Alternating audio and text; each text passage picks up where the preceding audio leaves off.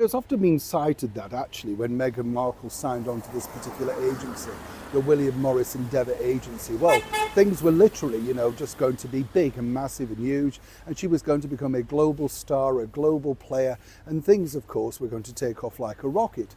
A year and a bit now down the line, that's really not the case. Meghan herself has made an absolute hash of things like her forthcoming American Riviera orchard and stuff like that. Everything she touches literally crumbles to dust, and that's because she's not a businesswoman, doesn't really know how it operates, and has only really been a two-bit actress in a bit of a part soap opera.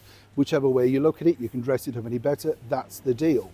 But of course, William Morris knew exactly what they were signing up. It wasn't Meghan Markle, as I say, a two-bit actress. They looked at the bigger picture and thought there's a bit of royalty attached there. And what's interesting as this story particularly develops, it's proving very difficult now for William Morris to explain their actions, shall we say.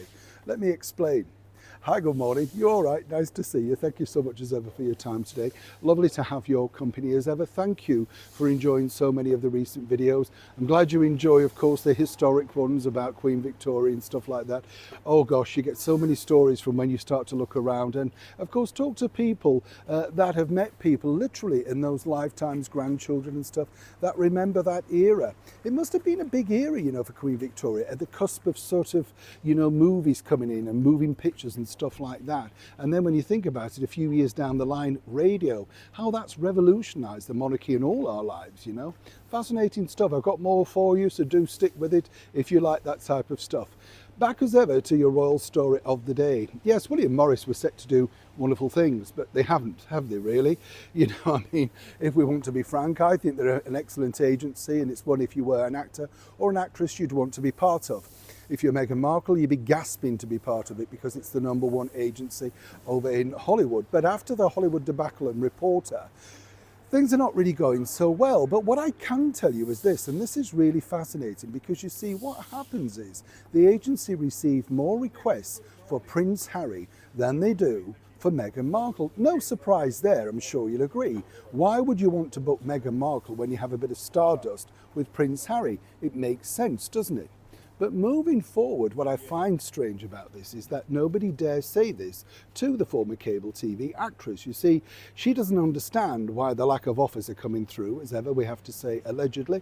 And of course, even the recent Emmy Awards party afterwards, it's very difficult. Why is William Morris never really shoved their stars next to Meghan to try and get some of their stardust on her? Seemingly, according to sources, again allegedly, they are not too keen to be associated with the downward spiral. But I would say, and I've been told this from an excellent source, that 90% of the requests are all about Prince Harry. Even the Jimmy Fallon thing, that was sort of slightly brokered through them. Whatever they say behind the scenes, that is the deal. Now, when you think about it, Meghan and Harry and the horror thing might have been a sort of winning combination, but apparently it's not the sort of route she wants to go down. Fascinating to think, though, isn't it, that while she may think it's all going fine and dandy behind the scenes, the 99%, I would say, requests behind the scenes at William Morris are all for somebody who, well, apparently is only fit in her eyes to carry a bag, open her doors, and when told, hold her hand. Either way, this is not going to end well. Neil Sean in the very heart of London.